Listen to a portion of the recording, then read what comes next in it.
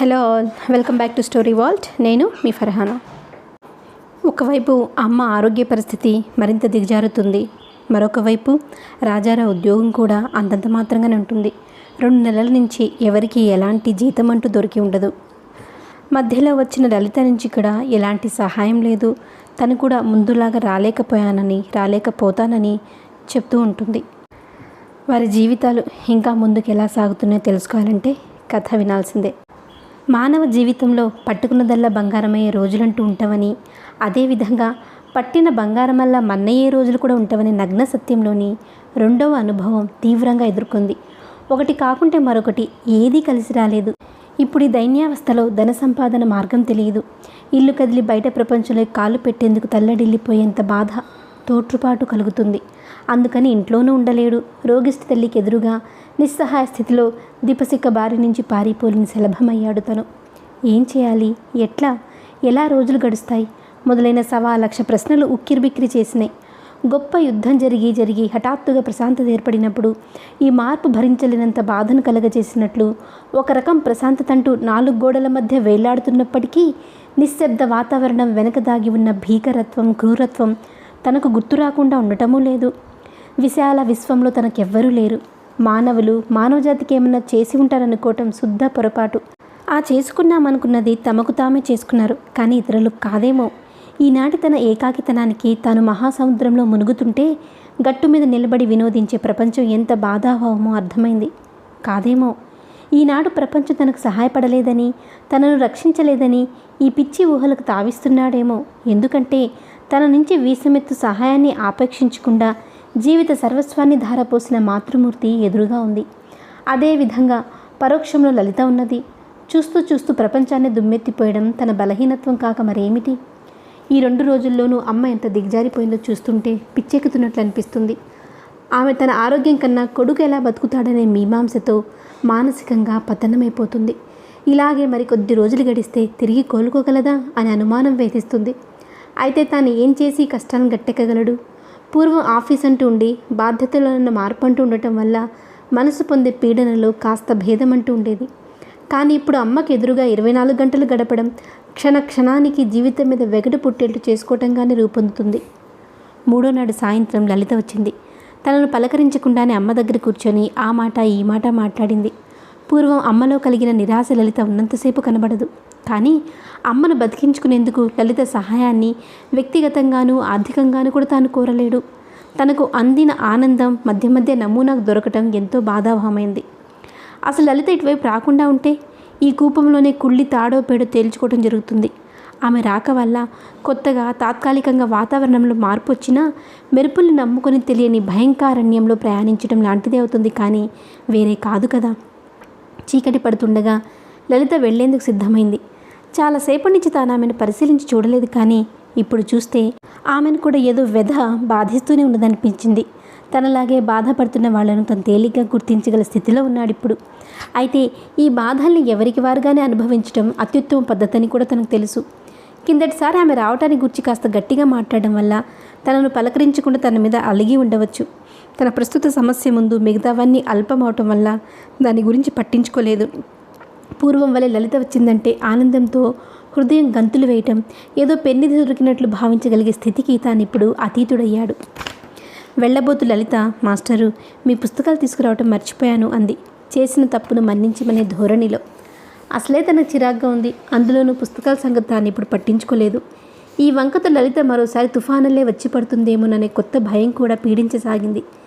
ఏదో విధంగా ఈమెను ప్రస్తుతానికన్నా వదిలించుకోవాలని, ఈ 4 గోడల మధ్య జరిగే జీవిత పోరాటాన్ని మిగతా ప్రపంచానికి సంబంధించినదిగా ఉంచాలని, ముఖ్యంగా లలితకు తన ఈ దైన్యావస్థ తెలియకూడదని పట్టుదల ఎక్కువైంది. అసమర్థులు కూడా ఒక్కొక్కప్పుడు తామెంతో సమర్థులమని తెలియచెప్పుకునేందుకే ప్రయత్నించడంలో వింతలేదు కదా. తాను ఈ ఆలోచనలో మునిగి ఉండటంతో ఆమె మాటలకు వెంటనే జవాబు చెప్పలేదు. 2-3 రోజుల్లో తెస్తాను మాస్టరు, అవి అత్యుత్తమ గ్రంథాలు. ఇప్పుడు మీకు తీరుబడిగా ఉంది కనుక తప్పకుండా చదవండి అందామ. సరే లలిత, చదువుతాను అన్నాడు కఠినంగానే. తనకలా అనిపించిందేమో కానీ లలితకు ఆ జవాబు కఠోరంగా ఉండి ఉండదు. అందుకు తార్కాణంగా ఆమె చిరునవ్వుతో వస్తానండి అంది. తన భావాన్ని గ్రహించలేదో లేక గ్రహించిన దొంగ ఎత్తు వేస్తున్నదో అర్థం కాలేదు. ఏమైనా పూర్వం కన్నా గట్టిగా మందలించినట్లయితే ఈమె వ్యవహారం తొండ ముదిరి ఉసిరివెల్లిగా తయారు కావచ్చు. అందుకనే తొందరగా ఆమెతో పాటు తను బయటపడ్డాడు. వీధిలో గోడల నీడల్లో ఆమెను ఆపి, లలిత, లోగడ ఎన్నోసార్లు చెప్పాను కదా, ఇటు రావటం మానవు ఎందుకని అన్నాడు తను. ఆమె నిర్ఘాంతపోయినట్లు కనిపించింది. మాస్టర్ హఠాత్తుగా ఇంత కఠినంగా మాట్లాడతారని బహుశా ఊహించి ఉండదు. ఏం రాకూడదా అందామ మొండికేసినట్లు. నాకు స్వాతంత్రాలని ఉన్నవని అనుకునేందుకు వస్తుండాలి.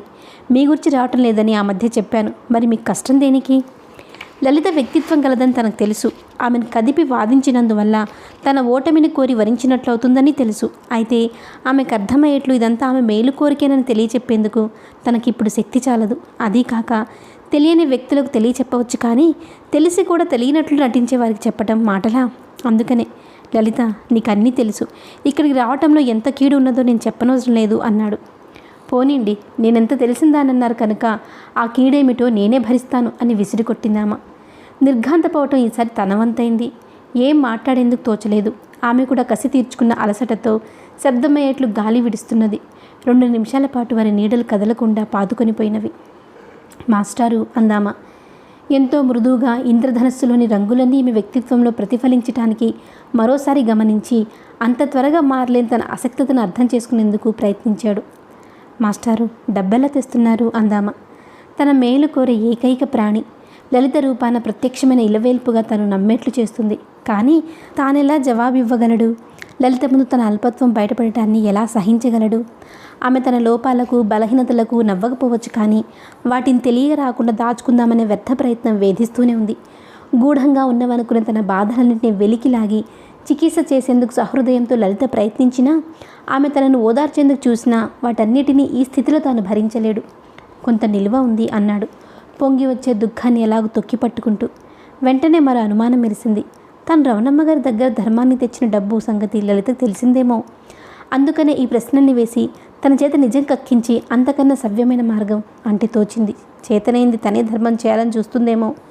ఇదంతా సద్బుద్ధితో చేసినప్పటికీ తానెంతో క్షోభించిపోతున్నాడు లలిత తెలుసుకోగలిగితే అసలు ఆమె ఇటు రాకుండా ఉంటే అదే 10,000 అనిపిస్తుంది. మాస్టారు, మిమ్మల్ని చూస్తే జాలేస్తుంది. ఏం చేయను, కొంతమంది సుఖపడేందుకు గాను అబద్ధాలు ఆడతారు. కానీ మీరు అబద్ధాలైనా సరే మీ కష్టాన్ని మీరే భరించాలని ప్రయత్నిస్తారు అందామ. తానేమని జవాబు చెప్తాడు? కళ్ళ నీళ్ల పర్యంతమైంది.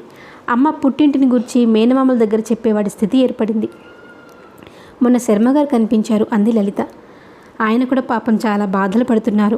ఆయనకు బోరెడు జీతం రావాలట. పాపం రాజారావు ఎలా ఉన్నాడో అన్నారు. మరో ఉద్యోగం కోసం కాళ్లకు బలపాలు కట్టుకుని తిరుగుతున్నారాయన. పిల్లలు కలవాడు కూడాను అంది లలిత. తన నిజస్థితిని లలిత తెలుసుకోగలిగిన విధానం ఏమిటో ఇప్పుడు పూర్తిగా అర్థమైంది. మానవత్వాన్ని అఘోరపరిచి బాధించి వేధించిన యజమానుల మీద మండిపోయింది. అన్నిటికన్నా తానిప్పుడు ఏడుపొక్కటే తక్కువగా లలిత ముందు నిలబడిపోయాడు. నా దగ్గర డబ్బు లేదు మాస్టారు అందామ. కానీ అని చెప్పేందుకు సందేహించినట్లు ఆగిపోయింది. అదేమిటో చెప్పమని తను అనాలి, కానీ అలా అనబుద్ధి కాలేదు. పైపెచ్చు నీవనుకునేటంత హీనస్థితిలో లేను లలిత అన్నాడు, అబద్ధమాడేటప్పుడు కలిగే నరాల బలహీనతను బలవంతంగా తొక్కిపట్టుకుంటూ. నాకు తెలుసు మాస్టారు, ఇంట్లో రోగిని ఉంచుకున్నప్పుడు నిరుద్యోగి ఇతర ఆధారం లేకుండా ఎంత అవస్థపడతాడో నేను ఊహించగలను. ఒక పని చేస్తారా మాస్టారు అందామ ప్రాధేయపూర్వకంగా. ఏమిటి? నా మెడలో బంగారు గొలుసు ఉంది, ఇది తీసుకెళ్ళి అమ్మేయండి, తర్వాత చూసుకుందాం అందామా. లలిత అని పెద్దగరిచాడు. ఒక పక్క ఆమె కలిగిన ఆలోచనకు చకితుడయ్యాడు. ఆడదానికి ఇంత సాహసమా అని ఆశ్చర్యం కలిగింది. మరోవైపు తనెంత హీనస్థితిలో ఉన్నా తనకేమీ కాని స్త్రీ తాలూకు సొత్తు అమ్ముకోవాల్సినంత హీనుడని లలిత ఎందుకు అనుకుంది? ఒకవేళ ఇదంతా ఆమె తన పట్ల చూపదలుచుకున్న దయే కావచ్చు, కానీ ఇలాంటి దాన్ని తాను అంగీకరిస్తాడని ఆమె తలచటం దుస్సాహసమే అవగలదు. మాస్టారు అందామా. ఆ కేకకు హడలిపోయింది. పైపెచ్చు తనను సంభాళించేంత హెచ్చరికను చేయగలుగుతూ, లలిత, ఇలాంటి మాటలు నా దగ్గర ఇక ముందెన్నడూ అనవద్దు. నిజంగా నీ దగ్గర డబ్బు ఉన్నప్పటికీ నీవిచ్చినా నేను తీసుకోను. ఇదే చివరిసారి చెప్తున్నాను. నాకు కూడా కొద్దో గొప్ప ఆత్మాభిమానం ఉంది. చివరకు అది కూడా నీ కొనిపారేసి నన్ను ఒక జీవోత్సవంలో తయారు చేయాలనుకుంటే అందుకు నేను లొంగను. ఇంతకన్నా కటువుగా తనకి చెప్పలేడనిపించింది. మాస్టారు, మీరు అనుకున్నట్లు నేను ఎందుకు ప్రయత్నించడం లేదు. నేను అలాంటి నీచురాల్ని మీరు కలలో కూడా అనుకోవద్దు. ఆత్మాభిమానం అనేది ప్రతి వ్యక్తికి ఉండవలసిందే. కానీ ఒక్కో పరిస్థితుల్లో బతకటం, ఎలాగైనా చావు నుంచి తప్పించుకోవటం కోసం మానవుడు తాత్కాలికంగా ఆత్మాభిమానాన్ని ఏమర్చి ఉండొచ్చు. బతికి ఉంటేనే కదా ఆత్మాభిమానానికి విలువ.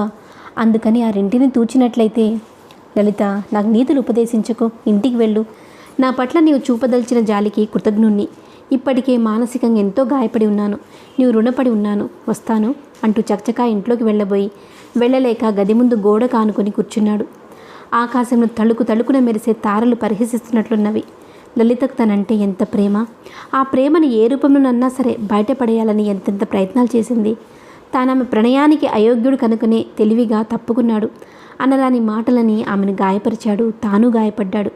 భగవాన్, ఎంత అధోగతికి తోశావు అనుకున్నాడు. అంతా సింహావలోకనం చేసుకొని రాత్రి చాలా పొద్దుపోయే వరకు నిశ్శబ్దంగా ఖేదించాడు. కష్టాలు ఒంటరిగా రావు అనే సామెత తన నిత్య జీవితంలో ఇంత ఘోరంగా ముందెన్నడూ రుజువు కాలేదు. గత వారం రోజుల్లోనూ అమ్మ స్థితి బొత్తిగా బాగలేదు. ఉండి ఎలక్ట్రిక్ షాక్ తగిలినట్లు అదిరిపడటం, కొంతసేపటి దాకా వణికిపోవటం, అప్పుడు తనకేమి దిక్కుతోచక కాళ్ళు చేతులు ఆడక అలాగే ఆమెను పట్టుకోవటం, తెలివి తెచ్చుకొని అమ్మని ఒంటరిగా వదిలి డాక్టర్ దగ్గరికి పరిగెత్తటం, ఆయన ఇచ్చిన మందుల్ని సంజీవి కోసం పర్వతాన్నే పెకిలించుకొచ్చిన హనుమంతుడల్లే రివ్వున తెచ్చి వాడటం నిత్యం జరుగుతూనే ఉంది. అమ్మను చూసేందుకు డాక్టర్ను రమ్మనే ధైర్యం తనకిప్పుడు లేని కారణం జేబు బరువుగా లేకుండటమే. తానివ్వగలిగిన కొద్ది ఆహారం కూడా అమ్మకు ఇమడటం లేదు. ఈ పరిస్థితి అంతా చూసి తనకు తిన్నది ఇమడకుండా ఉంది. అసలు కావలసినంత తినటం మానుకొని 10 రోజులైంది. అందువల్ల తను ఆదా చేయగలిగింది ఎంతని కాదు, కానీ అంతకన్నా మరో మార్గమూ లేదు. చివరకు కూలీ చేసి సంపాదించేందుకైనా అమ్మను చూసేవాళ్ళేరి. దుఃఖ సాగరంలో ఉండగా ఒకనాడు లలిత హడావుడిగా వచ్చింది. మళ్ళీ ఈమె వచ్చినందుకు తను ఎంతో నొచ్చుకున్నాడు. అమ్మను మాత్రం పలకరించి తన చేతిలో పుస్తకం ఇస్తూ, మాస్టారు, కష్ట సమయాల్లో ధైర్యంగా ఉండండి. ఈ పుస్తకం తప్పక చదవండి. జీవితం అంటే ఏమిటో, మానవత్వం అంటే ఏమిటో తప్పక అర్థమవుతుంది అంది. అదెంత ఉద్గ్రంథమో లలిత తెలియచెప్పినప్పటికీ ఈ సమయంలో తాను మాటలను విలువను గ్రహించలేడు. అథవా గ్రహించిన జీవితంలో ప్రవేశపెట్టనూ లేడు. మాట వరుసకు సరే అని మాత్రం తల ఊపాడు. వెళ్ళబోతు లలిత పుస్తకం విషయం మరోసారి హెచ్చరించింది. తప్పకుండా చదువుతాను లలిత అని తన చేత వాగ్దానం చేయించింది కూడాను. సాగనంపేందుకు ఈసారి బయటికి వెళ్తే మళ్ళీ ఆమె ఏం మాట్లాడుతుందో, తనెంత బాధపడాల్సి వస్తుందోనని మెదలకుండా ఊరుకున్నాడు. అదృష్టవశాత్తు ఆమె కూడా ఎంత తొందరపడి వెళ్ళిపోయింది. లలిత ఆనాడన్న మాటల విలువ ఈనాడు తన ఒళ్ళో ఉన్న ఈ పుస్తకం తెలియచెప్తుంది. తన జీవిత సర్వస్వాన్ని కడుపులో దాచుకోగలిగిన ఈ పుస్తకం మానవత్వ విలువను నిరూపించగలదనటంలో నిస్సందేహం. ఆనాటి దాని విలువ వేరు, ఈనాడది నిర్ధనమే. తన పుస్తకాన్ని యథాస్థానంలో పడేశాడు. ఈ సాహిత్యము, నీతులు, గొప్పలు ఇవన్నీ తనకి క్షణంలో దమ్మిడికి కూడా కొరగావు. ఆకలి గిరికిలు తిరిగేవాడికి ఉపవాస మహత్యం ఎంత గొప్పదని వివరించిన లాభం లేదు కదా. ఇప్పుడు అమ్మ దాదాపు ఏమీ మాట్లాడడం లేదు. తనను చూస్తూ ఒక్కొక్కప్పుడు కంటనీరు పెడుతుంటుంది. తను ఓదార్చడం మానుకున్నాడు. మరొక సమయంలో తన పక్కనే కూర్చోపెట్టుకుని ఒళ్ళు నిమురుతుంది. ఆమె ఏం చెప్పదలుచుకుందో, తన అనురాగ సాగరం ఎంత రుజువు చేయాలని ప్రయత్నిస్తుందో తను తేలిగ్గా గ్రహించగలడు. జాగ్రఫీ మాత్రమే చదివి సప్త మహాసముద్రాలే ఉన్నవనుకునే విద్యాధికుడైన మూఢుడు కాదు తాను. వీటిని మించిన వేరొక మాతృవాత్సల్యమనే అనంతమైన సముద్రమనే దాని గురించి కూడా తనకు తెలుసు. మందగమనంతో సాగే కాలం పోను ఘోరమైన వాతావరణాన్ని సృష్టిస్తుంది. మనసు కీడును శంకిస్తుంది. దాని రూపమేమిటో, తనకొక్కగానొక్క ఆత్మబాంధవి కూడా దూరమవటంగా పరిణమిస్తుందో ముందుగా చూడగలిగి భీతిల్లిపోతున్నాడు. కానున్నది కాకమానదని, తన ఆధీనంలో ఏమీ లేదని, వీటన్నిటికీ తాను కర్తగా కాక కర్మగానే ఉండిపోతున్నాడని తెలుసు. అయితే ఈ మహత్తర విషయాలు ప్రశాంతంగా ఆలోచించగలిగినప్పుడు, కథల్లో రాయగలిగినప్పుడు వాటి అర్థాలు, తాత్పర్యాలు వేరు. ఆ ఆశయాల్ని నిత్య జీవితంలో ప్రవేశపెట్టి తట్టుకోగలగటం ఏ కొద్ది మందికో కొంతవరకు సాధ్యపడితే కావచ్చు, కానీ తనకు మాత్రం తలకు మించిదిగానే ఉంది. మరో వారం తిరగకుండానే మనసు శంకించిన కీడు కనుచూపు మేరలో పడింది. ఉదయభానుడు అవతరిస్తుండగానే ఆమె చలితో వణికిపోతున్నట్లు గజగజలాడింది. పూర్వం వలనే మళ్ళీ ఫిట్ వస్తుందని సరిపెట్టుకోవాలని తాను చూశాడు, కానీ అది మృత్యుదేవత జాపిన హస్తం తాలూకు బరువేనని గ్రహించేటప్పటికీ 2 గంటలన్నా గడిచింది. ఫలితంగా ఆమె మాట్లాడలేని స్థితిలో ఉంది. శరీరం కాగిపోతూ లోని రక్తనాళాల్లో ఎంత వేగంగా రక్తం ప్రవహిస్తుందో పైన తాకితేనే అర్థమవుతుంది. దిక్కు తోచక తడబడే కాళ్లను రోడ్డు మీద బలవంతాన ఆనిస్తూ డాక్టర్ దగ్గరికి పరిగెత్తాడు. ఈనాడు తాను అనుకున్న ఆత్మాభిమానాలు, గౌరవాలు అన్నీ వదులుకున్నాడు. అవసరమైతే డాక్టర్ కాళ్ళు పట్టుకోగలడు. ఆయన రుణం తీర్చుకునేందుకు ఊడిగం చేయగలడు. డాక్టర్ గారు ఇల్లు చేరకముందే ఇలాంటి అల్ప విషయాలు ఒక నిర్ణయాన్ని ఏర్పరచుకోగలిగాడు. డాక్టర్ గారు అన్నాడు దీనాతి దీనంగా, ఒక్కసారి వచ్చి చూడాలి, మీ కాళ్ళు పట్టుకుంటాను. డాక్టర్ జాలీగా నవ్వాడు. మిస్టర్, వస్తాను, మళ్ళీ ఫిట్ వచ్చి ఉంటుంది అని ప్రిస్క్రిప్షన్ రాసిస్తూ, ఈ ఇంజెక్షన్ తీసుకునిరా, వెళ్దాం అన్నాడు. ఆ చీటి తీసుకుని వీధిన పడ్డాడు. కానీ ఏం పెట్టి మందులు కొంటాడు? కిందటి రోజు నుంచి మంచినీళ్ల మీదనే బతకడం కూడా సాధ్యమని తాను రుజువు చేసుకుంటున్నాడు. డాక్టర్ ఇంత తేలిగ్గా వస్తాడని అనుకోలేదు. మరి మందో? తానెరిగిన యావత్ ప్రపంచము ఒక్కసారి రంగుల రాట్నం వలె తన కళ్ళ ముందు తిరిగింది. తనకు పనికిరాని వస్తువులు, అక్కరకు రాని మనుషులే అందరూ. మరి మార్గం ఏమిటి? ఆనాడు లలిత గొలుసిస్తానంటే తను నీలిగాడు. ఆత్మాభిమానం లాంటి ప్రయోగం చేసి లేనిపోని వెధవ గొప్పను ప్రకటించుకోవాలని కేవలం తన స్వార్థాన్ని మాత్రమే దృష్టిలో పెట్టుకున్నాడు. ఈ స్వార్థానికి తనను కన్నతల్లి ప్రాణానికి లంకె ఉన్నదని అనుకోలేదు. ఇలాంటి ఆత్మాభిమానాన్ని తల్లి కూడా ఆదర్శంగా పెట్టుకున్నట్లయితే పరుల ఇంట చాకిరీ చేసి తనను పోషించగలిగేదా? జీవితం నుంచి తాను నేర్చిన అనుభవం సమయానికి కొరగాకుండా పోయింది. దిక్కుతోచక ఇంటికొచ్చాడు. అమ్మ మూలుగుతూ పడుకొని ఉంది. ఎన్నో ప్రశ్నలు వేశాడు. ఆమె అస్పష్టంగా కూడా జవాబు చెప్పలేకపోయింది. మాట్లాడాలని వ్యర్థ ప్రయత్నాలు చేసిందంతే. మొత్తం మీద ఇదేదో ప్రమాదకరమైన పరిస్థితులకు దారి తీసేట్లు ఉంది. కనీసం డాక్టర్ రాసిన ఇంజెక్షన్ అన్నా తెస్తే ఉపయోగపడుతుందేమో. ఇల్లంతా కలయి చూశాడు. ఏది విలువైనది, కనీసం మందు ఖరీదు తెచ్చేది కనిపించలేదు. చివరకు పుస్తకాల మీద దృష్టి నిలిచింది.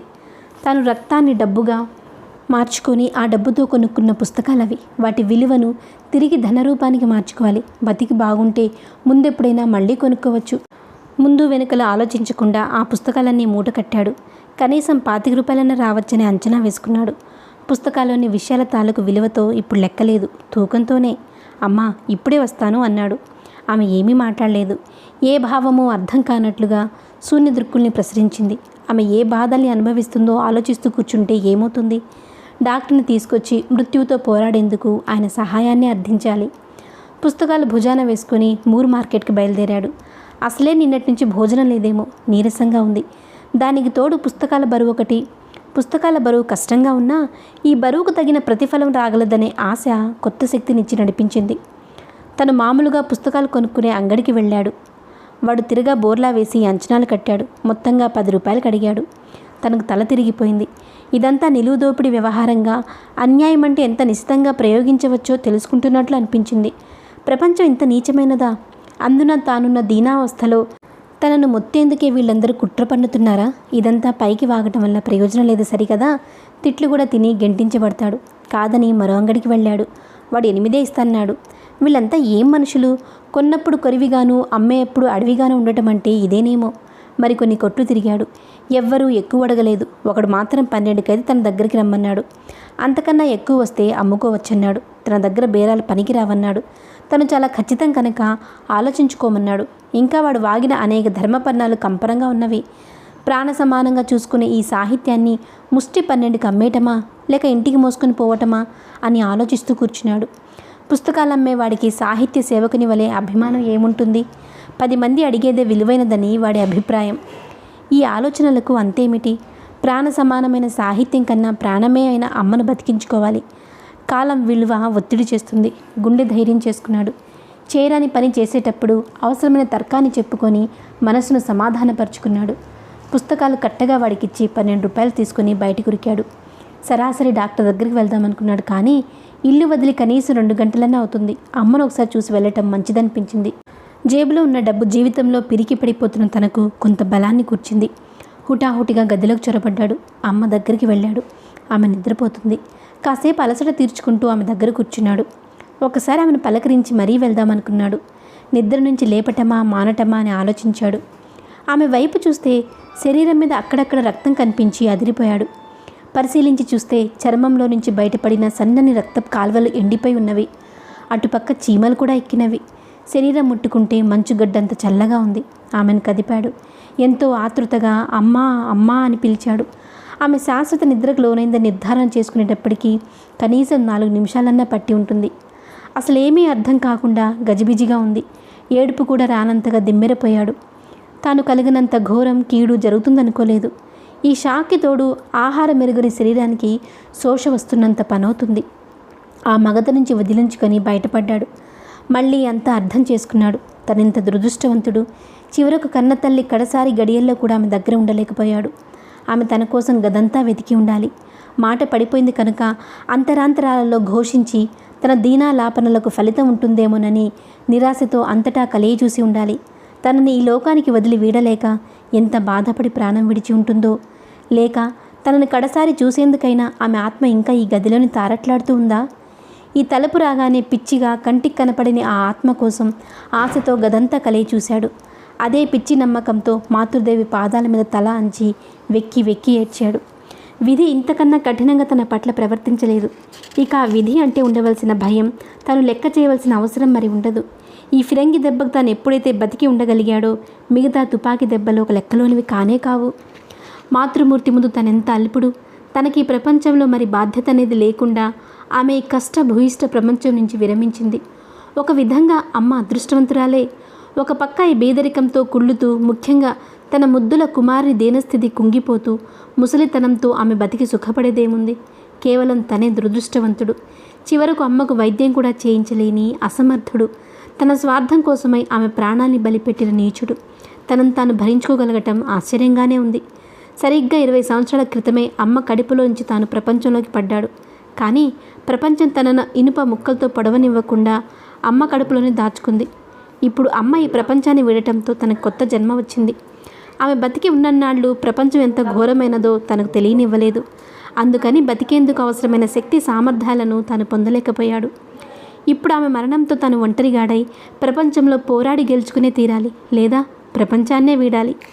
ఈ ఉదయం కూడా అమ్మ బతికి ఉంది. ఇంతకు ముందే చనిపోయిందంటే నమ్మశక్యం కాకుండా ఉంది. కానీ కళ్ళెదుట కనిపించేదాన్ని నమ్మకుండా ఉండటం ఎలా? మెదడు తెకతెకలాడుతూ అసలేమీ అర్థం కానంత గందరగోళంలో వేగిపోతున్నాడు. అసలే నీరసంగా ఉండటం వల్ల కళ్ళ ముందు చిక్కని చీకట్లు జారుతున్నవి. తానేదో అగాధాల్లోకి పడిపోతున్నట్లు, ఎదురాడి పైకి వచ్చే శక్తి లేక లొంగిపోవటమే మేల నిర్ణయించుకున్నట్లు తెలుస్తుంది. అలాగే మైకంలో పడిపోయాడు. తనకు మెలకు వచ్చేటప్పటికి సాయంత్రం నీరెండ కిటికీలోంచి గదిలోకి చొరబడుతుంది. సూర్యాస్త సమయమై ఉంటుంది. ఈ మధ్యలో జరిగిందంతా క్రమంగా గుర్తుకు రాసాగింది. ఎండిపోయిన గొంతుకులో కాసి నీళ్లు పోసుకున్నాడు. అమ్మ కదలక మెదలక పడి ఉంది. ఆమె శాశ్వత నిద్రపోయింది. తను తాత్కాలిక నిద్ర నుంచి మేల్కొన్నాడు. మధ్యాహ్నం దుఃఖం అధికమై ఆ ఒత్తిడికి బయటపడలేదు. ఇప్పుడు ఈ ప్రపంచంలో తానేమి కోల్పోయాడో, తన స్థితి ఏమిటో బాగా అర్థమైంది. తాను పొందిన విశ్రాంతిలో దుఃఖమంతా ఒక పక్కకు చేరి విపరీతమైన ఒత్తిడితో బయటపడేందుకు సిద్ధంగా ఉంది. తనకు తెలియకుండానే పెద్ద పెట్టునేడవసాగాడు. ఏడ్చి లాభం లేదని భరించక తప్పదనే జ్ఞానమే లేదు. ఆ ఏడుపుకి ఇంటి యజమానుల సంసారమంతా అక్కడికి చేరింది. ఏమైందని అడిగారు, కానీ తాను జవాబు చెప్పకపోయినా వారు గ్రహించారు. ఇంటాయన ఎన్నో ఓదార్పు మాటలన్నాడు. కానీ తనను ఓదార్చగలిగిన ఒకే ఒక్క జీవి అమ్మ ఈ ప్రపంచాన్ని వీడింది. ఇక మిగతా లోకాన్ని తాను ఎప్పుడూ లెక్క చేయవలసిన అవసరం లేదు. ఆ స్వల్ప విషయాన్ని కూడా సమాజం ఎన్నటికీ అర్థం చేసుకోలేదు. అమ్మ బతికి ఉండగా ఒక్కనాడన్నా వచ్చి చూసి వెళ్ళిన పాపాన పోని ఈ పెద్ద మనుషులు ఆమె చనిపోయాక చూపే సానుభూతి, ముసలి కన్నీరైనా తెలుసుకోలేని మూఢుడు కాడు తాను. చీకటి పడేదాకా ఏడ్చాడు. ఇక ఏడ్చే ఓపిక కూడా లేదు. అమ్మ కాకుండా తాను చనిపోయి ఉంటే ఈ పాటికి అమ్మ కూడా చనిపోయి ఉండేది. మృత్యువును వరించిన అమ్మ తనను బతికేందుకే ఆదేశించి సాధించింది. కూర్చొని ఏడ్చి ఏం ప్రయోజనం? మిగతా కర్మకాండ సంగతి చూడండి అన్నాడు ఇంటాయన. బతికుండగా భరించలేని అమ్మ చచ్చి ప్రపంచానికి మరింత బరువైంది. తానేమీ మాట్లాడలేదు. హైరాన్ అయిపోయి ఈ క్షణానో మరో క్షణానో నేలవాలి పరిస్థితిలో ఉన్నట్లు తోచింది. రాజారావు గారు, ఈ కష్టాలు అందరికీ వస్తవి, శవాన్ని ఇంట్లో పెట్టుకుని కూర్చుంటామా అని హెచ్చరించాడు ఆయన ఇంటాయన. తానేమీ మాట్లాడలేదు. గుడ్లప్పగించి చూస్తూ కూర్చున్నాడు. దహనానికి ఏర్పాట్లు చేయించండి. ఈ ప్రపంచం ఇన్నాళ్ళు తనను బాధిస్తుంటే ఇదంతా అమ్మ కోసమని భరించేవాడు. కానీ ఇప్పుడు తాను ప్రపంచం మీదనే తిరగబడగలడు. తాను అర్థించిన దాన్ని విధి ఏనాడైతే ఇవ్వలేకపోయిందో అలాంటి విధిని తాను లెక్క చేయవలసిన పనే లేదు. ఎవరెలా చేసుకున్నా తనకేమిటి? తను జవాబు చెప్పకుండటం చూసి ఏం చేస్తాం, పాపం ఒంటరి వాళ్ళు. సరే, పైగా మేమైనా ఉంటే ఇవ్వండి, మేము చూస్తాం అన్నాడు ఆ దయామయుడు. తన కొంపలో శవాన్ని ఉంచుకునేందుకు ఇష్టం లేక తనకు మండిపోయింది. కానీ ఈ మంటల తాలూకు వేడి తననే దహిస్తుంది కనుక దాని నుంచి తప్పించుకోవటం కుదరదు. జేబులో ఉన్న 12 రూపాయలు అమ్మను బతికించేందుకు ఉపయోగపడకున్నా ఆమె అంతిమ యాత్రకు ఉపయోగపడేట్లున్నాయి. విసిరి పారేశాడు. ఇంతేనా, సరిపోతుందా అన్నాడా ఇంటాయన. నా దగ్గర ఇంకేమీ లేదు. ఇంటాయన మరి మాట్లాడలేదు. తన గదిలో చుట్టూ మోగిన జనాన్ని చూసే శక్తి లేదు. కానీ ఒక్కొక్కరిని బాధితే బాగుండు. ఈ ప్రపంచంలో కొంతమందే తనకు అన్యాయం చేసి ఉండొచ్చు, కానీ అందరినీ సాధించాల్సిందే. ప్రతి ఒక్కరిని ఏ కాస్త అవకాశం చిక్కినా బాధ పెట్టి పిండవలసిందే. తనకు లభ్యమవని సానుభూతి, దయ ఇతరుల పట్ల తాను ప్రదర్శించాలనుకోవటంలో అర్థం లేదు. కానీ ఇదంతా సాధ్యమయ్యేది కలలో మాత్రమేనేమో. ఈ కలిగిన ఉద్రేకాలను తిరిగి తట్టుకోలేని స్థితి వస్తుంది. మళ్ళీ మగత అగాధంలోకి పడిపోతున్నట్లు అనిపించింది. బహుశా మూర్ఛపోయి ఉండొచ్చు. తిరిగి తెలివి వచ్చేటప్పటికీ ఇంటామె పక్కన కూర్చొని ఉంది. ఆమె కూతురు కూడా కాపలాగా ఉంది. పాత సంగతులన్నీ గుర్తుకొచ్చి అమ్మ కోసం గదంతా కలిగి చూశాడు. ఆమె లేదు. ఈ గదే కాకుండా దానితో పాటు ప్రపంచం కూడా ఒక పెద్ద శూన్యాకారాన్ని కళ్ళ ముందు కట్టింది. అమ్మ ఏది అన్నాడు పిచ్చిగా దీనంగా. చెప్తాం, ముందు ఈ మజ్జిగన్నం కాస్త తినండి అందా ఇల్లాలు. వికారంగా ఉంది. ఆకలి అవుతున్నది, కానీ తినబుద్ధి కావటం లేదు. అయినా స్వభావ సిద్ధమైన అవసరాలనేవి ఇష్టాలతో పని లేకుండా తీరుతుంటావనేది రుజువైంది. ఆ తర్వాత ఆ ఇల్లాలు, కాసేపు నిద్రపోనాయన, ఏదో ఒకనాడు మనము దాటవలసిన వాళ్ళమే అంది. ఏమైందో తాను గ్రహించాడు. ఆమె వెళ్ళిపోయింది. ఇల్లా శ్మశానమా అనిపిస్తుంది. తనను కంటికి రెప్పవలే కాపాడిన అమ్మను చివరకు రుద్రభూమి వరకన్నా సాగనంపని క్రూరుడు తాను. అయ్యో, ఇంతకన్నా దుర్దినాలనేవి జీవితంలో తనకు మరి రాగలవా? వచ్చినా తను ఎదుర్కోగలడు. తన జ్ఞాపకం అమ్మ ఏమీ విడవలేదు. సంవత్సరాల తరబడి ఆమె కృషితో పెరిగిన ఈ శరీరమే ఆమె వాత్సల్యాన్ని, అనురాగాన్ని క్షణక్షణము జ్ఞాపకం చేస్తూ ఉంటుంది. తను కూడా చనిపోతే? ఈ తలుపు రాగానే భయం వేసింది. అమ్మ భూతమై తనను వెంటాడుతుందేమోనన్న చిత్రమైన భీతి కంపరాన్ని కలిగించింది. గది మూలలో నుంచి ఆమె ప్రేత రూపాన్ని తను పిలుస్తుందేమో. చీచి, ఏమిటి పాడు ఆలోచనలు! నిజంగానే అమ్మ దెయ్యమైతే తన సేవ చేసుకునేందుకే అలాంటి వికృతావతారాన్ని దాలుస్తుంది. కానీ తను బతికి సాధించిందేమిటి? పునర్జన్మ మీద నమ్మకం లేని తను కూడా ఆమెను కలుసుకుంటే? అయితే వేరే లోకాల మీద కూడా తనకు ఆ నమ్మకం లేదు. మృత్యు ఎంత విచిత్రమైనది! హృదయపు లోతుల్ని గాలించి చూపగల సామర్థ్యం ఒక్క మృత్యువుకే ఉంటుందేమో. ఇంత లోతున్న హృదయాన్ని తానెలా భరించగలుగుతున్నాడు? అమ్మ మరి లేదు. ఆ మధురానుభూతుల్ని తానెలా మరవగలడు? తన బతుక్కి అర్థమేమిటి? ఇన్నాళ్ళు ఆమె కోసమే బతుకుతున్నాననుకుని సరిపెట్టుకునేవాడు. ఇప్పుడు తన కోసం తనే బతకాలి. ఎంత భారం! తన కష్ట సుఖాలను పంచుకునేవారు వేరొక్కరుంటే బాగుండు. తను చస్తే ప్రపంచానికి ఏం లోటు? ఉన్నందువల్ల మేలు మాత్రం ఏముంది? ఈ రకంగా ఆలోచిస్తుంటే తన అల్పత్వాన్ని భరించటము కష్టమే. అమ్మ అత్యుత్తమురాలు. ఆమె తన శక్తి వంచన లేకుండా మాతృత్వపు ఆశయాలన్నింటినీ నెరవేర్చింది. తను ఎందుకు కొరగాకుండా మిగిలాడు? ఆత్మహత్య చేసుకుందామనే తీవ్ర వాంఛ వేధిస్తుంది. కానీ మరోపక్క భయం. మిణుకుమనే ఆశ మెరుపులా దూరాన మెరుస్తుంది. ఏదో సుఖం. ఏమిటా సుఖం? తను సుఖిస్తే ఎంత, సుఖించుకుంటే ఎంత? సుఖానికి అర్థం తల్లి బతికి ఉంటే వేరే రకంగా ఉండేది. సుఖమైన తను సంపాదిస్తే కదా.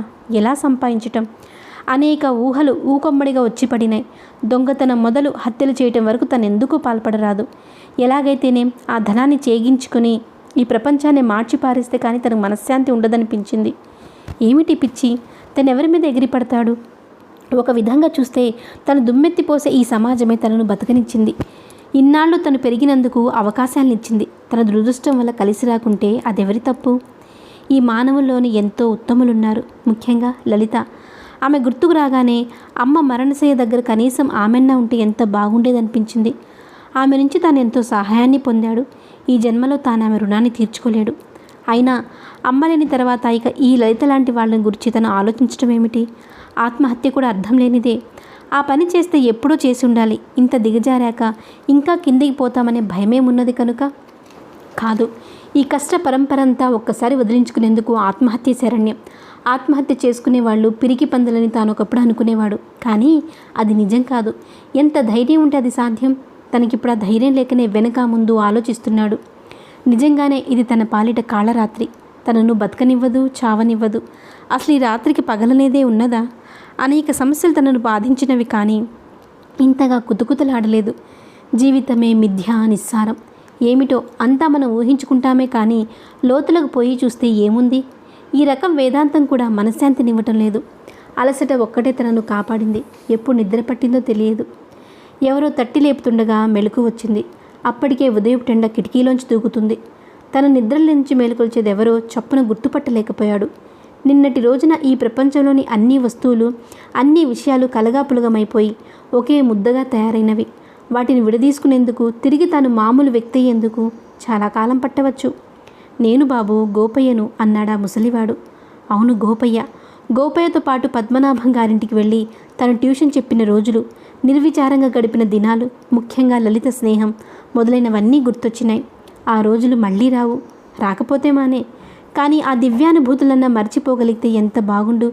జీవితంలో ఈ ఎగుడు దిగుళ్లను సరిచూసుకుంటేనే కానీ అర్థం చేసుకోలేనేమో. మళ్ళీ నిన్ననే ఎప్పుడోనా గత సాయంత్రమే అమ్మ పరలోకాలకు వెళ్ళిపోయిందని తలుపు రాగానే కడుపులో కలిచివేసినట్లయింది. ఈ వికారం జీవితం అంటే రోత తనను నిలవనివ్వటం లేదు. తాను దీనావస్థలో ఉన్న విషయం లలితకు తెలుసో తెలియదో ఏమైతేనేమి ఈ అనుభూతుల్ని పొందేయటమే వ్యక్తిత్వాన్ని రూపొందిస్తుంది అంటారు కాబోలు. ఏం గోపయ్య అన్నాడు ఈ ప్రపంచంలో పడి. ఏం లేదు బాబుగారు, అర్జెంటుగా పిలుచుకురమ్మన్నారు. బహుశా మళ్ళీ ట్యూషన్ సంగతి మాట్లాడేందుకే అయి ఉందనుకుంటాడు. కానీ తాని స్థితిలో ప్రపంచంలో ఏం చేయాలో నిర్ణయించుకోలేదు సరికదా, అసలు ఉండటమో ఊడటమో కూడా తేల్చుకోలేదు. అందుకని బ్రహ్మదేవుడు కబురు చేసినా తన పట్టించుకున్న అవసరం లేదు.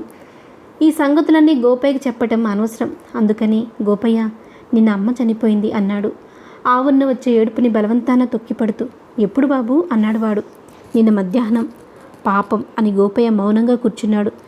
కాసేపు ఆగి, బాబుగారు మిమ్మల్ని తీసుకురమ్మన్నారు బాబు అన్నాడు వాడు. తనకు విసిగెత్తిన మాట నిజమే, కానీ తాను ఈ ప్రపంచం నుంచి విరమించదలచినంత కాలం ప్రాపంచిక విషయాలకు అతీతుడు కాలేడు.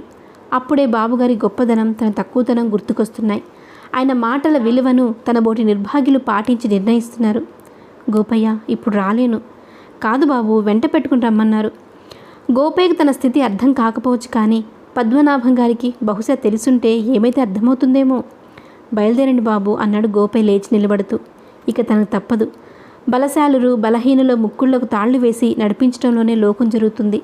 ఈ బలహీనులు బతకదలుచుకుంటే శాశ్వత దాస్యమే కానీ వేరే దారి లేదు.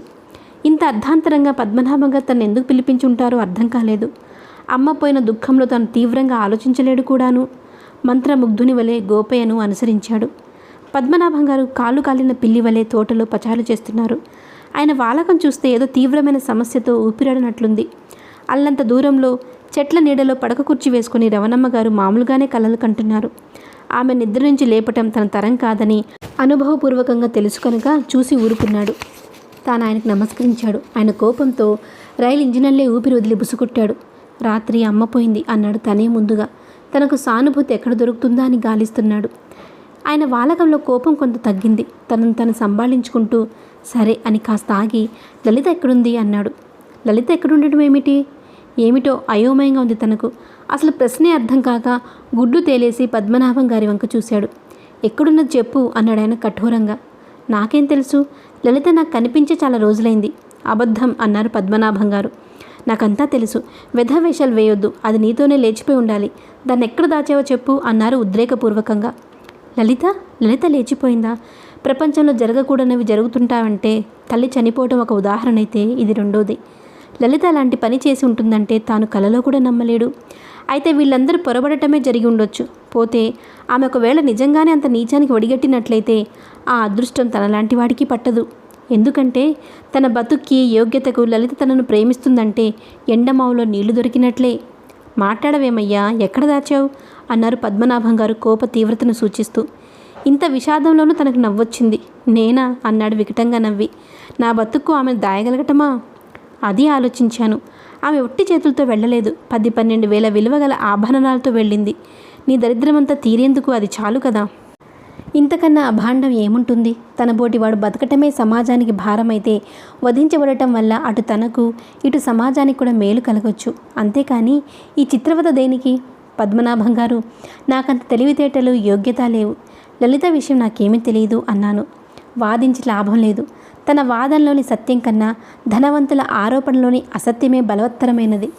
పద్మనాభం గారు చప్పున చల్లబడిపోయారు. మెత్తగా మాట్లాడసాగారు.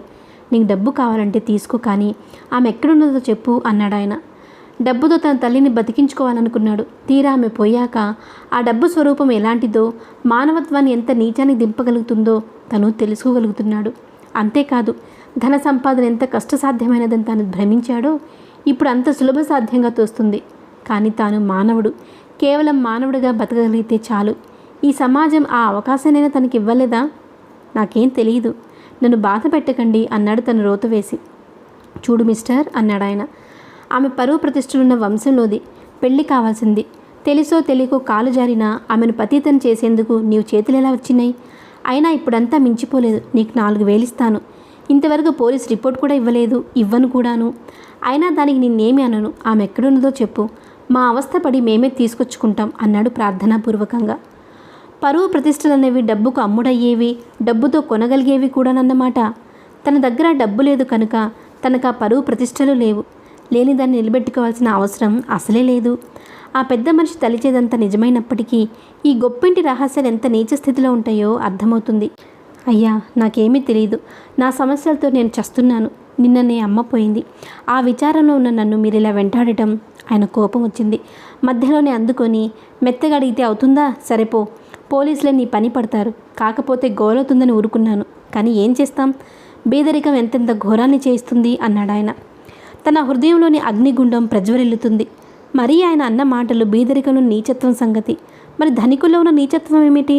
ఇంతకుముందే తను లలితను లేవదీసుకెళ్లాడని భ్రమించి తనలాంటి అల్పుని కాళ్ళు పట్టుకునేందుకు, తనకు లంచం ఇచ్చేందుకు ఆయన సిద్ధపడ్డాడు కదా. మరి ధనికుల గొప్పతనం ఎక్కడ? ఈ ఎక్కువ తక్కువలు మానవత్వాన్ని బట్టి కాక ధనాన్ని బట్టి ఉంటవనేది ఎంత హాస్యాస్పదమైనదో తనకు తెలుసు. ఒకవేళ బీదరికాన్ని ఘోరాన్ని చేయించగలిగేదైతే ధనికులు తమ చేతుల్ని మలినం చేసుకునే అవసరం లేకుండా బతికిపోగలుగుతున్నారు.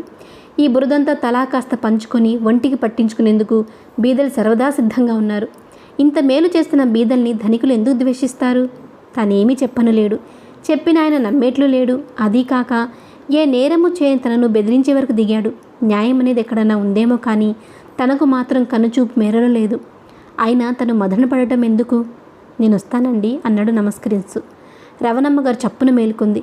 ఒక్కసారి కళ్ళు బాగా తెరిచి అసహ్యం ఉట్టిపడేట్లుగా తనను చూసి ఈ పాడు ప్రపంచంతో తనకేమిటని అలిగినట్లు వెంటనే తన స్వప్న సీమల్లో కరిగిపోయేందుకు కళ్ళు మూసింది. నిజంగా ఈమె ఎంత అదృష్టవంతురాలు! ప్రాపంచిక విషయాలకు ఈమెకున్న సంబంధం తామరాకుకు నీటికి ఉన్న స్నేహాన్ని గుర్తుకు తెస్తుంది. సరే వెళ్ళు అన్నాడాయన చీదరించుకుంటూ. పోలీసులు విరగ్గొడితే కానీ నీ నోటించి నిజం రాదు. అదెంత అల్ప విషయమో అర్థమైంది. నిజమనేది బలాత్కారం వల్ల వస్తుందేమో. ఏమో, తను కథలు విన్నాడు. ఏమైనా తను చేయగలిగిందేమిటి? దారి పొడుగునా ఆలోచిస్తూనే ఉన్నాడు. లలిత ఇంత ఘోరానికి ఎలా ఒడిగట్టింది? ఈనాడు ప్రపంచం తనను అనుమానించటం మరి అర్థం లేనిదేమీ కాదు. ఆమె స్నేహం తనతో కాక ఆమె తాహతుకు సరిపోయిన వారితో అయితే ఇంత రభస జరిగేది కాదు. ఈ అపవాదులు తన మీదింత తేలిగ్గా ప్రయోగించబడేవి కావు. లలిత ఒక నైత్యానికి పాల్పడిందంటే ఆమె వెనుక మహత్తర దుష్టశక్తులుండి ఉండాలి. ఆ శక్తులేమిటో, వాటి వికృత రూపం ఎలాంటిదో తనకు తెలుసు, కానీ లలితకు తెలియలేదు. తెలిసినా తనను తాను వంచుకుని ఉంటుంది. ఆమె మీద ఎవ్వరూ సానుభూతి చూపరు. ముందున్న మాధుర్యాన్ని చూసి ఆమె భ్రమించింది, కానీ దాని వెనుకున్న హాలాహలాన్ని చూడలేక మైకంలో పడిపోయింది. లలిత, ఎంత అగాధంలో పడ్డావు! నిన్ను రక్షించేందుకన్నా నాకు శక్తి లేకుండా పోయింది కదా అనుకున్నాడు. నిన్న ఇవాళ జరిగిన 2 దుస్సంఘటనల విషాదంతో కడుపు నిండిపోయింది. కొన్ని స్వప్నాలు నిజమైతే ఎంత బాగుండునని మానవుడు భ్రమిస్తుంటాడు. అలాగే కొన్ని నిజాలు కేవలం కలలై స్వాప్న వికానుభవం వలె అలలల్లే కరిగిపోతే ఎంత బాగుండునని అనుకుంటాడు. ఇప్పుడు తను 2వ దశలో కొట్టుమిట్టాడుతున్నాడు.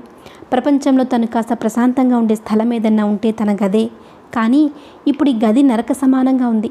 తన మనసులో లేని శాంతి బయట ప్రపంచంలో ఎక్కడో ఉన్నదని వెతకటం ఎంత నిష్ప్రయోజనం. ఒకే దుస్సంఘటన జరిగితే ఒక పక్కకు ఒరిగిపోవటం జరిగేదేమో. కానీ 2 దుస్సంఘటనలు కావడి కుండెల వలె తనను అటూ ఇటూ కూడా కుంగదీస్తున్నవి. తనింక కర్ణుని రథం వలె భూమిలో కుంగిపోలేదు ఎందుకనో. లలిత, ప్రపంచంలో లలిత ఒక్కతే అమ్మ తర్వాత తనను అర్థం చేసుకున్నదని భ్రమించాడు. ఆమె సంస్కారాన్ని తాను అపార్థం చేసుకున్నాడు. ఇలాంటి నైత్యాన్ని తాను ఆమోదించగలడా? చివరకు తన స్నేహం కోరిన సమయాల్లో కూడా తాను లలితని హెచ్చరించి దూరానికి నెట్టాలని ఎంత ప్రయత్నించలేదు కనుక తన మనసేమిటో ఆమె అర్థం చేసుకున్నట్లే కనిపించింది. కానీ తీరా ఇప్పుడు బంధుమిత్రులందరినీ విడనాడి ఎక్కడో దాక్కునేందుకు పారిపోయిందంటే తాను ఏ విధంగా కారకుడవుతాడు? బయటి లోకం తనను నమ్మకపోతే నమ్మకపోవచ్చు, కానీ కనీసం తన అంతరాత్మ కన్నా తాను నచ్చచెప్పుకునే స్థితిలో లేడాయే. నిజానికి తానేమో పరువు ప్రతిష్టల్ని, సమాజంలోని ఆమె స్థాయిని కాపాడాలని విశ్వ ప్రయత్నం చేశాడు. కానీ అందరినీ, చివరకు తనను కూడా కించపరిచే విధంగా ఆమె ప్రవర్తించింది. ఆడదాన్ని నమ్మకూడదనే కథలు విన్నప్పుడు తన మనసు నొచ్చుకునేది. కొంతమంది పనిగట్టుకొని ఆడజాతిని తక్కువ చూపు చూసేందుకు గాను ప్రచారానికి అలాంటి కథలు సృష్టించారనుకుంటూ ఉండేవాడు. కానీ అలాంటి కథలన్నీ సత్యం అనేది ఒక్కో సమయంలో 100కి 100 పాళ్ళుగా ఉన్నదని నమ్మవలసిన పరిస్థితి ఏర్పడింది. కాదేమో. రెండో వైపు కూడా ఆలోచిస్తే తనకు లలిత మీద ఉండే అనురాగ కారణంగా కొంత పక్షపాతంతో చూసి ఉండొచ్చు. ఆమె కారణాలు ఆమెకు ఉండొచ్చు. ఆమె ఏమిటో పై వాళ్లకు తనకు కూడా తెలియదు. ఆమె చెప్పినా అర్థం కావు. ఆమె చెప్పలేదేమో కూడాను. అయితే ప్రతి నీచ కార్యానికి కర్తకు తగిన కారణాలే ఉంటవి. అంత మాత్రాన అది నీచకార్యం కాకుండా పోతుందనటం కన్నా హాస్యాస్పదమైన విషయం ఏమిటి?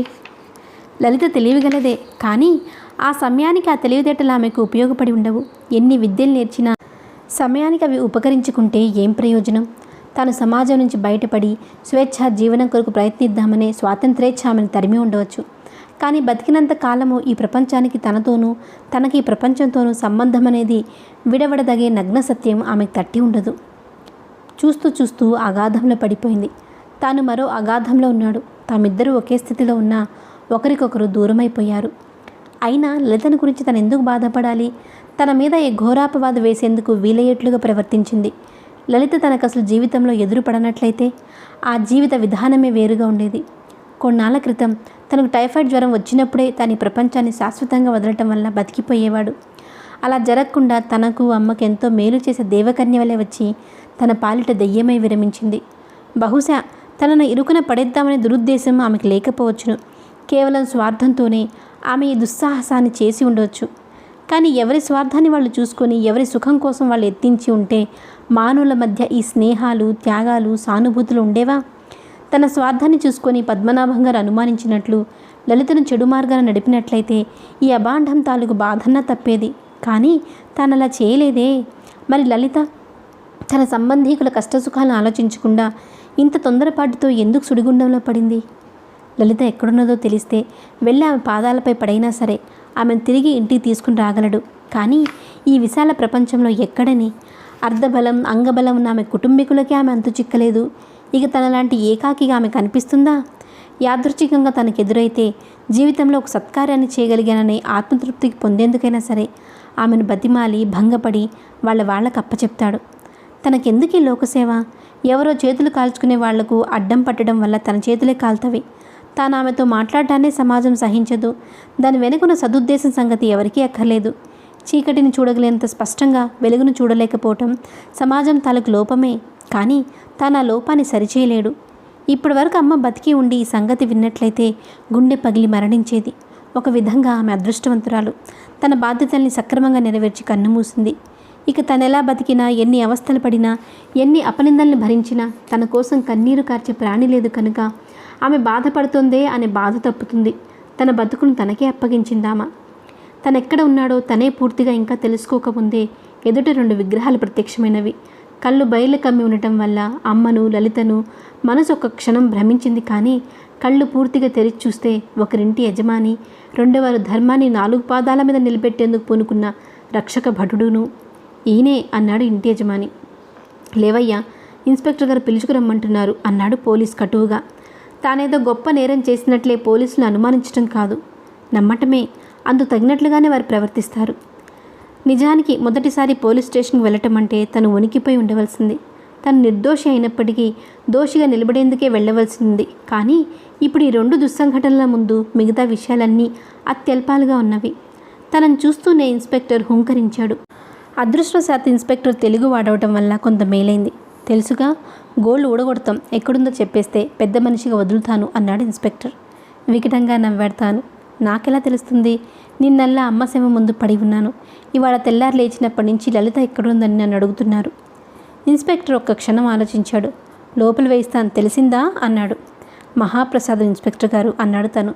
జీవితం మీద ఏవగింపు కలుగుతుంది. జైల్లోనన్నా ఉంటే ఆత్మహత్య చేసుకునే దుస్సంఘటనన్నా సంభవించకుండా ఉంటుంది. క్షణంలో కరిగిపోయాడు ఇన్స్పెక్టర్. కూర్చో అన్నాడు. ఎదురుగా ఉన్న బెంచ్ మీద తను కూర్చున్నాక టేబుల్ మీద నుంచి వంగి, అది కాదయ్యా, నిజంగా నీకు తెలిస్తే అమ్మాయి ఎక్కడుందో చెప్పేసాయి. ఈ ప్రేమ గీమ అన్నీ వట్టి మాటలు, వాటిని నమ్మవద్దు. నిప్పు మీద ఎంత మమకారం ఉన్నా కాలకుండా ఉంటుందా? చెప్పేసాయి. మా అవస్థ మేము పడి ఊరంతా తెలియకముందే సర్దిస్తాం. నీవంటే నాకు జాలి కలుగుతుంది. నిన్న నీవు ఇంట్లోనే ఉన్నట్లు కూడా తెలుసనుకో. అయితేనేం, అవతల పలుకుబడి ఉన్న పెద్ద మనుషుల మాటలు నమ్మకుండా ఎలా ఉండే చెప్పు. ఆమె నీకోసం ఎక్కడ ఉండి ఎదురు చూస్తూ ఉంటుంది. ఆ చోటు నీకు తెలిస్తే తెలియజేయి చాలు. నా కోసమా? లలిత నా కోసం ఎదురు చూస్తూ ఉంటుందా అని నవ్వి, అలాంటిది ఏదైనా సాధ్యం అనుకుంటే ఆ స్వర్గంలోనే సాధ్యం అన్నాడు. చూడు, నాతో కవిత్వం మాట్లాడొద్దు. నేను బాధ్యత ఉన్న ఆఫీసర్ని. అయినా చెప్తున్నాను, నీకు నిజంగా లలిత మీద ప్రేమ ఉంటే ఆమె చెడిపోయేందుకు ఒప్పుకోవు. ఆమె పరువు ప్రతిష్టల్ని కాపాడుతావు కనుకనే అనురాగానికి ఇదొక పరీక్ష, తెలిసిందా? నాకు అనురాగాలే అక్కర్లేదు. అలాంటప్పుడు పరీక్షలెందుకు? ఆమె చెడిపోకూడదని నేను మనస్ఫూర్తిగా కోరుతున్నాను. కానీ నేను కోరేవి నిజంగా జరిగేందుకు నా శక్తి సామర్థ్యాలు చాలవు అన్నాడు తను. బహుశా ఈ మెతకతనం లాభం లేదనుకున్నాడేమో ఇన్స్పెక్టర్ అన్నాడు. తీరా చేతులు కాలాక ఆగలు పట్టుకుంటే లాభం లేదు. ఇది చాలా పెద్ద నేరం. ఒక పక్క కిడ్నాపింగ్, రెండో పక్క దొంగతనం. ముందు వృద్ధిలోకి రావాల్సిన యువకుడివి. ఒక్కసారి క్రిమినల్ కేసులో శిక్ష పడిందనుకో మళ్ళీ తలెత్తలేవు. నీ మేలు కోరి చెప్తున్నాను. ఆమెను ఎక్కడ కలుసుకునేందుకు నిర్ణయించుకున్నావో చెప్పేసేయ్. నీకు అపకారం జరగకుండా చూసే బాధ్యత నాది. నిజాన్ని నమ్మించడం కూడా కష్టం ఇన్స్పెక్టర్ గారు. నన్ను జైల్లో పడేయండి. ఆమె నా కోసం ఎక్కడో నిరీక్షిస్తుందనే అనుమానంలో ఉన్నారు కనుక నేను రాకపోవటం చూసి ఆమె నా కోసం సరాసరి ఇక్కడికైనా వస్తుంది, లేదా ఇంటికన్నా వెళ్తుంది కదా అన్నాడు తను. ఇన్స్పెక్టర్ దిమ్మెరపోయాడు. బహుశా మరి మాట్లాడేది కూడా ఏమీ లేదేమో నిట్టూర్చాడు, విసుక్కున్నాడు. టోపీ నెత్తిన పెట్టుకుని చిరాగ్గా మళ్ళీ టేబుల్ మీద పెట్టాడు. మిస్టర్, నువ్వు కథలవి రాస్తావటగా అన్నాడు. అవును. మరి ఈ కర్మ ఏమిటి? ఈ అపవాదులు నీకు చుట్టుకోవటం ఏమిటి? ఇంతో అంత చదువుకున్నవాడివి ఏదో విధంగా పొట్టపోసుకోక ఈ ధనిక కుటుంబాలతో స్నేహాలేమిటి? ఏం చెప్పమంటారు ఇన్స్పెక్టర్ గారు? నా జీవితం నాకే అర్థం కాని అయోమయాల్లో అగాధాల్లో పడిపోయింది. మనం కోరేవి జీవితంలో సిద్ధించకుంటే మానే కోరనివి కళ్ళలో కూడా తలవనవన్నీ వచ్చి పడుతుంటవి. వాటిని తట్టుకునేందుకు సిద్ధంగా ఉండటం కనుక తలకిందులు అవుతూ ఉంటాం అన్నాడు తను. కష్టాలనేవి ఎంత జ్ఞానాన్ని ప్రసాదించి సత్యం తాలూకు లోతుల్ని స్పష్టంగా చూసేందుకు అవకాశాలను కలిగిస్తుంటాయో అర్థమవుతుంది. కానీ సత్యం సంగతి దేవుడికి ఎరుక. దాని కొరకు కష్టాల్ని పడేందుకు ఎవరు సిద్ధపడగలరు? అయితే కోరకుండానే విరుచుకుపడే బరువుల తాకిడికి బుర్రలో మెరుపులు మెరుస్తుంటవి కనుక వాటి సారాన్ని గ్రహించటం జరుగుతుంది. సరే, నువ్వు వెళ్ళవచ్చు అన్నాడు ఇన్స్పెక్టర్. ఇంత తేలిగ్గా తను బయటపడతాననుకోలేదు. అసలు ఈ ప్రదేశం నుంచి వెళ్ళాలని లేదు. అందుకనే తను కదలలేదు. మిస్టర్, మీరు వెళ్ళొచ్చు. ఈసారి ఇన్స్పెక్టర్ చాలా గౌరవాన్ని ధ్వనింపజేశాడు. అయినా తను కదలలేదు. వెళ్ళమన్నాగా, వెళ్ళండి. ఎక్కడికి వెళ్ళేది ఇన్స్పెక్టర్ గారు? ప్రపంచంలో నాకు చోటు లేదు, నాకెవ్వరూ లేరు. ఈ బతుక్కి అర్థమేమిటి? నేను జైల్లో వేయించండి అన్నాడు తను.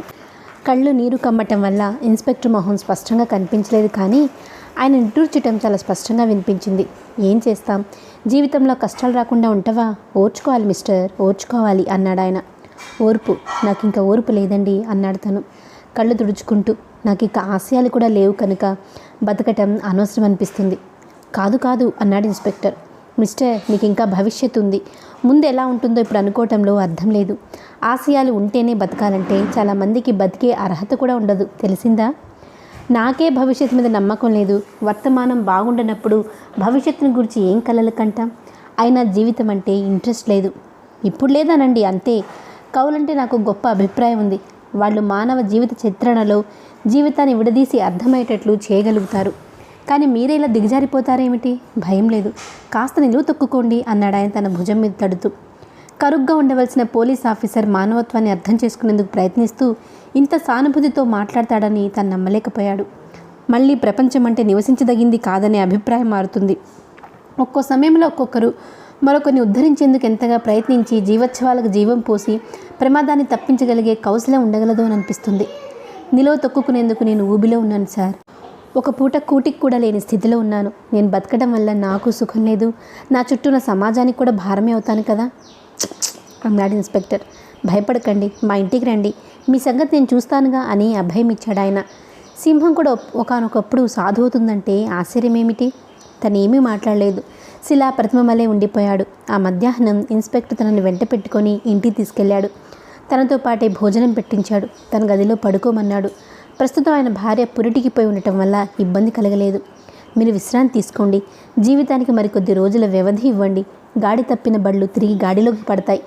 ఈ రకం ధైర్యాన్ని నూరిపోసి తనను కనిపెట్టి ఉండమని ఆర్డర్లీగా ఆదేశించి ఆయన డ్యూటీకి వెళ్ళిపోయాడు. జీవితం ఎంత చిత్రమైనది! ఎన్ని రకాల మనుషులు జీవితానికి ఎన్ని రకాల రంగుల్ని వేస్తారు. ఒకరు నీచులు, ఆ నీచత్వాన్ని కప్పిపుచ్చేందుకు మరొకరు ఉత్తములు. మొదటి వారిని చూసి క్షోభించిన మనసుకు రెండో వారి వికాసాన్ని ఇచ్చి ఉత్సాహపరుస్తారు. కనుకనే జీవితం అనుకున్నంత అధ్వాన్నము కాదు, సౌఖ్యమయము కాదు. ఆలోచిస్తే ఒకవేళ లలితను పట్టుకునేందుకు కానీ తనను సంరక్షించే ప్లాన్లోనే ఇన్స్పెక్టర్ ఉన్నాడేమోనని అనుమానం కలుగుతుంది. కానీ లలిత తనను ప్రేమించలేదు కనుక ఆమె తన కొరకై రాదు. ఆయన ప్లాన్ వ్యర్థం. తనకొచ్చిన నష్టం లేదు కాబట్టి దాని గురించి ఆలోచించనక్కర్లేదు. మానసిక కల్లోలాలు తనకు మైకాన్ని ప్రసాదించినవి. ఆ పడుకోవటం రాత్రి 8ంటికి కానీ మెలకువ రాలేదు. అప్పటికి ఇన్స్పెక్టర్ వచ్చి తనను భోజనానికి లేపాడు. భోంచేసి తిరిగి పడుకున్నాడు. ప్రశాంతమైన నిద్ర ఎలా పట్టిందో చెప్పలేడు, కానీ మర్నాటికి మాత్రం తనకు చాలా తేలిగ్గాను ఉత్సాహంగానూ ఉంది. మర్నాటి నుంచి ఇన్స్పెక్టర్ మరింత దగ్గరయ్యాడు. ఆయన కవులంటే ఉండే అభిమానంతోనే కావచ్చు, సాహిత్యాన్ని గూర్చిన చర్చలతోనే తనకు సన్నిహితుడవుతున్నాడు. తను అడగకుండానే లలిత విషయం కూడా ఆయనే చెప్తున్నాడు. పోలీసు దళాలు చాలా గాలించినవి, కానీ ఆమె కనిపించలేదు. ఆమెతో స్నేహం చేసిన మరొక యువకుడు కూడా కానరావటం లేదు. అందుకని ఆమె వాడితోనే ఉడాయించి ఉంటుంది. వారం తిరక్క ముందే తన మీద పడిన అపవాదు నామరూపాలు లేకుండా పోయింది. చూశారా అన్నాడు ఇన్స్పెక్టర్. ఆనాడే ఈ ఆత్మహత్య చేసుకుని ఉంటే ఈ అపవాదు మీ మీద నుంచి తొలగిందనే సంగతి కూడా తెలిసేది కాదు. ఒక్కొక్కరు బతకడం వారికి ఉపయోగపడకపోవచ్చు, కానీ సమయానికి కనీసం మరికొంతమందికి ఉపకరిస్తుంది. ఒట్టి నిరాశ కనిపించినా దాని వెనక ఎక్కడో కంటి కానరాని దూరాన ఆశ ఉండొచ్చు. అదేమిటో, దాని రూపమేమిటో ఎవరికీ తెలియదు. తెలుసుకునేందుకైనా బతకాలనేది. ఏమిటా ఆశ? ఆశ తన జీవితంలో అర్థం లేకుండానే పోయింది. కొంతమంది ఇతరుల కోసమన్నా బతుకుతారు, మరికొంతమంది తమ సుఖం కోసమని బతుకుతారు. తాను ఈ రెండు తెగలకు సంబంధించనివాడు. తేలు కుట్టాకనే పడే బాధ, ముళ్ళు గుచ్చుకున్నప్పుడే పడే బాధకు అనేక రెట్లనే జ్ఞానం కూడా తనలో నశించింది. ఈనాడు జీవితంలో ఎంత గొప్ప ఆశ అంటూ ఉన్నప్పటికీ అది తనకు మానసిక ఆనందాన్ని ఇవ్వదు. తాను ఇన్నాళ్ళ నుంచి ప్రయత్నించింది మానవునిలాగా బతకగలడం ఒక్కటే, అది సాధ్యపడలేదు. ఇక ముందు అంతవరకు సాధించగలగవచ్చు. ఆపై అంతస్తుని అందుకున్నా అవి తనకొక లెక్కలోనివి కావు. ఇన్స్పెక్టర్ మాటలకు చిరునవ్వు నవ్వి ఊరుకున్నాడు తను. ఆయన అన్న మాటలకు అర్థం వేరు. అవి తనకెలా వర్తించవో తాను చెప్పి ఆయనకు అర్థమయ్యేట్లు చేయలేడు. లలితను గురించి మరి ఆలోచించవలసిన పని లేదు. సమాజం తనకేదో అన్యాయం చేసిందని కసితో తన మెడకు తానే ఉరితాడు వేసుకుంది. ఒకనాటికి ఆమె విచారిస్తుంది. కానీ అప్పటికి అంతా మించిపోయి ఉండటం వల్ల ఏమీ ప్రయోజనం లేదు. ఒకసారి సమాజాన్ని ఎదిరించి దాన్ని తన్ని బయటపడ్డాక సమాజంలోనే బతకవలసి రావటాన్ని గుర్తించి తిరిగి దాన్ని శరణుజొచ్చితే అది క్షమించదు. కసి కొద్దీ నలిపి పారేస్తుంది. ఈ విషయాలన్నీ ఈనాడు ప్రపంచంలో కొత్తవి కావు. ఏమాత్రం ఇంగిత జ్ఞానం ఉన్న వారికైనా ఇట్టే అర్థం కాగలవి. మరి లలిత ఇంత అనాలోచితంగా ఊబిలో పడిపోయిందే. ఏనాటికన్నా తనకు అవకాశం అంటూ ఏర్పడితే ఆమెను ఉద్ధరించేందుకు, కనీసం శేష జీవితాన్ని సుఖంగా గడిపేందుకు సహాయపడగలడు. ఏమిటి వెర్రి ఆలోచన? ముందు తనను తాను ఉద్ధరించుకుంటే తరువాత పదితల సంగతి చూడొచ్చు. ఇన్స్పెక్టర్ ఆదరణ వల్ల తాను మళ్ళీ మనిషి అవుతున్నాడు. కానీ ఆయన దయా ధర్మాల మీద తాను ఎంతకాలం జీవిస్తాడు? బయటి ప్రపంచానికి భయపడి ఎన్నాళ్ళు ఇలా అజ్ఞాతవాసం చేస్తాడు? తాను ఒక మనిషేనని లోకాన్ని రుజువు చేసుకోకపోతే తనకు తాను రుజువు చేసుకోవాల్సిన కనీసం అవసరం ఉంది కదా. ఈ కష్టాలన్నీ కలిసి ఇంతకన్నా కష్టాలను మరి రావనే మనోధైర్యాన్ని ఇచ్చి ఒక రకమైన మొండితనాన్ని స్థాపించినవి. ఆ మొండితనమే తనకిప్పుడు ఆధారంగాను, ముందుకు నడిపించే మహత్తర శక్తిగాను తోస్తుంది. అందుకనే ఎలా జీవించడం అనే దానికి పెద్దగా ఆలోచించనక్కర్లేదు. తన ఆదర్శాలన్నీ ఏనాడో మంటగలిసినవి. కనీసం బతికేందుకన్నా ఉపయోగపడని ఆశయాలు దేనికి? అథవా వాటిని పట్టుకుని వేళ్లాడినా అవి ఎంత నిరుపయోగమైనవో తన చుట్టూ నా ప్రపంచం రుజువు చేసి తన మూర్ఖత్వానికి నవ్వింది. చాలు, జరిగిన ఈ పరాభవం చాలు. కనుక చివరికి కూలీనల్లి చేసుకుని బతికితే మాత్రమే. ఒకనాడు ఇన్స్పెక్టర్తో అన్నాడు, ఇన్నాళ్ళు మీరు చూపిన ఆదరణకు కృతజ్ఞుని. ఇక నేను వెళ్ళొస్తాను సార్. ఎక్కడికి వెళ్తారు? ఏం చేయదలుచుకున్నారు? అన్నారాయన. తను ఆలోచించి చెప్పాక ఇన్స్పెక్టర్ నొచ్చుకొని, అంత కిందకి దిగజారకండి. నాకు మిత్రుడు చిత్ర నిర్మాత ఉన్నాడు. అతనికి మీరు తప్పక ఉపయోగపడగలరు. రేపే పరిచయం చేస్తాను అన్నాడు. తనేమిటి, చిత్రానికి రాయటం ఏమిటి అనిపించింది. తనకు ఆ సామర్థ్యం లేదేమోనని సందేహం కూడా కలిగింది. కానీ తను రాయలేకపోవటం ఏమిటి? తన ప్రపంచంలో చేరేని పనంటూ ఉండేందుకు వీల్లేదు. ఆ పట్టుదల, ఆత్మవిశ్వాసం తనకున్నవి అనిపించింది. కథ కొనసాగుతుంది. మరిన్ని మంచి మంచి కథలకై ఛానల్ని లైక్ చేయండి, షేర్ చేయండి, తప్పకుండా సబ్స్క్రైబ్ చేసుకోండి. Thank you.